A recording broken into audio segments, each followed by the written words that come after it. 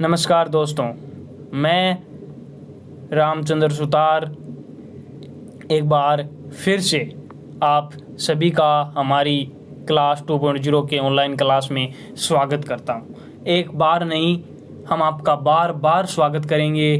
बस ज़रूरत है आपके प्यार और सहयोग की। कल हमने राजस्थान इतिहास की पहली क्लास ली थी और उसमें हम शुरू से लेकर बात करने वाले हैं। जैसा कि कल हमने पढ़ा कालीबंगा सभ्यता के बारे में, जो सिंधु सभ्यता का एक भाग है, और आज हम उसी सभ्यता को आगे लेके चलेंगे। आज हम इस सभ्यता को कंप्लीट करने वाले हैं। तो कल हमने बात की थी इस संग्रहालय की, कालीबंगा संग्रहालय के बारे में। जो भी चीज़ें इस कालीबंगा सभ्यता से मिली हैं वो कालीबंगा संग्रहालय में सुरक्षित हैं। आप वहाँ पर जाकर देख सकते हैं। और ये जो संग्रहालय है वो हनुमानगढ़ जिले में स्थित है। इस जो संग्रहालय की स्थापना है 1985 में नींव रखी गई थी और इसका जो उद्घाटन है वो 1986 में किया गया था फ्रेंड्स, और ये राज्य सरकार द्वारा किया गया था। अब कालीबंगा सभ्यता के इस संग्रहालय के बाद बात होने के बाद हम आते हैं इस सभ्यता की विशेषताओं की तरफ। कोई ना कोई चीज़ जो होती है, जो सभ्यता होती है, वो अपने साथ अलग अलग विशेषताएं लेकर आती है दोस्तों। विशेषताएं होती है हर क्षेत्र की। जी हाँ, तो इस कालीबंगा सभ्यता की भी कुछ विशेषताएं रही है और कमाल की विशेषताएं रही हैं। तो आज हम उन्हीं विशेषताओं के बारे में बात करेंगे। सबसे पहले विशेषता की अगर हम बात करें दोस्तों, तो यहाँ की जो सड़कें हैं वो समकोण पर काटती है दोस्तों। समकोण पर सीधी सड़कें थी दोस्तों। और मकानों की जो पद्धति है, जो सड़क के किनारे मकान बने थे, उस पद्धति को हम ऑक्सफोर्ड पत्ती कहते हैं, जाल पत्ती कहते हैं। इसलिए कि जाल टाइप के, जैसे जाल होता है वैसे मकान थे। इस कारण इसे जाल पत्ती भी कहा जाता है, गरिक पत्ती भी कहा जाता है, चेम्सफोर्ड पत्ती भी कहा जाता है दोस्तों। तीसरी विशेषता, कालीबंगा सभ्यता में जो मकान मिले हैं दोस्तों वो सभी कच्ची ईंटों के मिले हैं। जो ज़्यादातर मकान हैं वो कच्ची ईंटों के बने मिले हैं। और जो ईंटों का आकार था वो 30 × 15 × 7.5 इंचेस मिला है दोस्तों। बड़ी बड़ी ईंटें मिली हैं। और इस की एक जो अनोखी व्यवस्था थी, जो हमारे नगरीय व्यवस्था में बहुत कम होता है, ना के बराबर होता है। यहाँ जो मकानों में खिड़की और दरवाज़ा दोस्तों पीछे की तरफ खुलता था, आगे रोड की साइड नहीं खुलते थे। जो दरवाजा था वो पीछे की तरफ खुलता था। अब बात करते हैं कालीबंगा सभ्यता की नालियों की। तो नालियाँ यहाँ लकड़ी की बनी मिली हैं दोस्तों। जो नालियाँ हैं कुछ दूरी तक घर के आगे लकड़ी की मिली हैं, फिर आगे उन नालियों को पक्का भी किया गया है। और जो एक बहुत बड़ी विशेषता है कि विश्व की जो लकड़ी की नालियां एकमात्र यही मिली हैं दोस्तों। इस सभ्यता को दीनहीन सभ्यता भी कहा जाता है। वो इसलिए कहा जाता है कि यहाँ जो मकान बने हैं वो कच्ची ईंटों के बने हैं, इस कारण इसे दीनहीन सभ्यता कहा जाता है। बहुत सारी विशेषताएं अपने आप में लिए हुए सभ्यताएं खुद ही, और बहुत सारी विशेषताएं इस सभ्यता की मिली।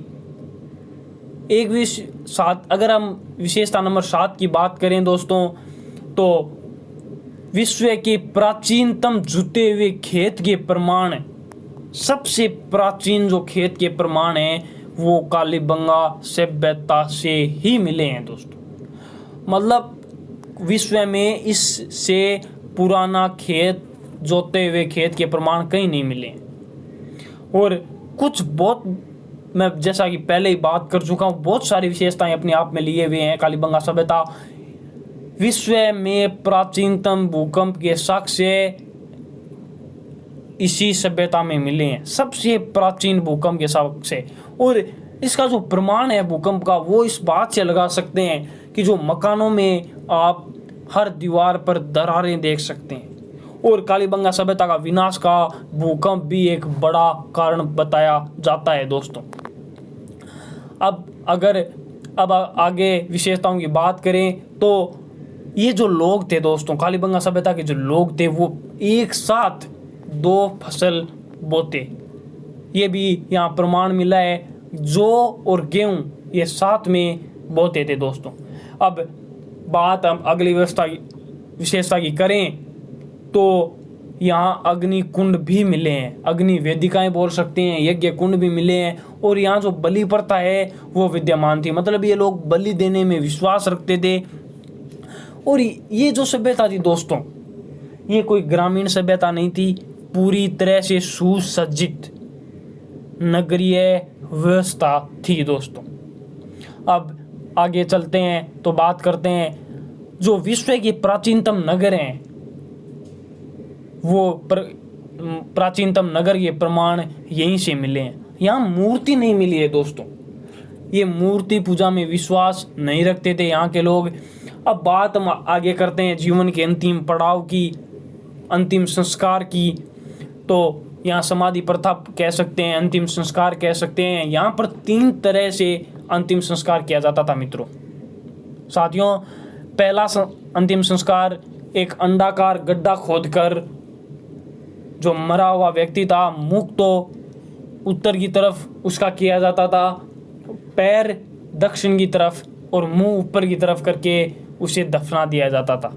एक तरह से इस हिसाब से अंतिम संस्कार होता था। बात करें हम दूसरे की तो वहाँ भी अंडाकार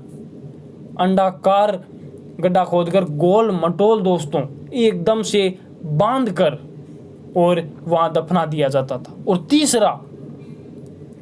तीसरा अंतिम संस्कार इस टाइप से होता था कि गहरा गड्ढा खोद दिया जाता था, उसमें साथ में आभूषण मिलाए जाते थे, साथ में खाद्य सामग्रियाँ और कुत्ते की हड्डियाँ भी मिलाई जाती थी दोस्तों। अब बहुत सारी विशेषताएं जैसा मैंने बता दिया है और जैसा मैं आगे और बताना चाहता हूँ और बताऊँगा कि जो सभ्यता है अपने साथ बहुत सारी विशेषताएं लेकर आती हैं या खुदाई की जाती है। बहुत सी जो ये कालीबंगा सभ्यता थी, बहुत सुसज्जित नगरीय व्यवस्था थी। और इसका जो एक स्वास्तिक चिन्ह जो हम भी अब भी प्रचलन में लेते हैं हमारे हिंदू धर्म में, वो भी स्वास्तिक चिन्ह के प्रमाण यहाँ ही सबसे पहले मिले हैं। और इस चिन्ह का प्रयोग वास्तु दोष को दूर करने के लिए कालीबंगा सभ्यता के लोग किया करते थे दोस्तों। यहाँ बेलनाकार बर्तन मिलते हैं दोस्तों, बेलनाकार बर्तन मिलते हैं, यहाँ भी मिले हैं। और जो इराक और ईरान के जो सभ्यता थी मेसोपोटामिया, ये भी बहुत प्रसिद्ध सभ्यता रही है दोस्तों, बहुत ही सुसज्जित नगरीय व्यवस्था रही है मेसोपोटामिया। ये दोनों इन बर्तनों के आधार पर ये पता लगाया गया कि ये दोनों कालीबंगा सभ्यता और मेसोपोटामिया सभ्यता समकालीन थी दोस्तों। शल्य चिकित्सा से भी ये लोग परिचित थे कालीबंगा सभ्यता के लोग। अब बात करते हैं सिक्कों की, रुपयों की। तो एक तरफ सिक्कों की एक तरफ तो एक स्त्री का चित्र और दूसरी तरफ चित्ते का चित्र मिलता है। तो इस बात से पता लगाया जा सकता है मित्रों, साथियों, कि यहाँ जो परिवार थे वो मात्र स्थात्मक थे। और ये जो सभ्यता है ये सिंधु सभ्यता का एक भाग है, जैसा कि मैंने पहले वीडियो में बता चुका हूँ।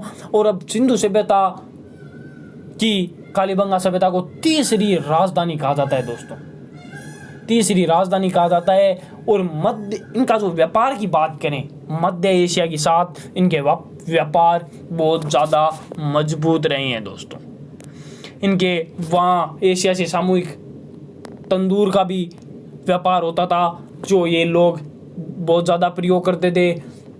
और विशेषताओं का भंडार है दोस्तों कालीबंगा सभ्यता। अब बात हम यहाँ फर्श की करते हैं, आंगन की करते हैं, तो सजावट और अलंकृत रूपी यहाँ आंगन मिलते हैं दोस्तों।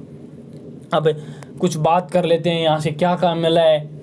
अमलादन घोष और अन्य विद्वानों ने जो खोदा है, भारत सरकार ने खोदा है, क्या क्या मिला है जी। जैसा कि मैं पहले बता चुका हूँ, लकड़ी की नालियाँ मिली है, कांस्य सभ्यता थी, कांस्य युगीन सभ्यता थी, कांस्य दर्पण मिला है, प्राचीनतम जुते हुए खेत मिले हैं दोस्तों, आप लगातार यहाँ देख सकते हैं। भूकंप के साक्ष्य मिले हैं, यज्ञ कुंड भी यहाँ मिला है, मिट्टी की बैलगाड़ी मिली है, और बेलनाकार मेसोपोटामियाई मोहर मिली है, जैसा कि मैंने बर्तन वो बताया कि ये दोनों सभ्यताएं समकालीन थी।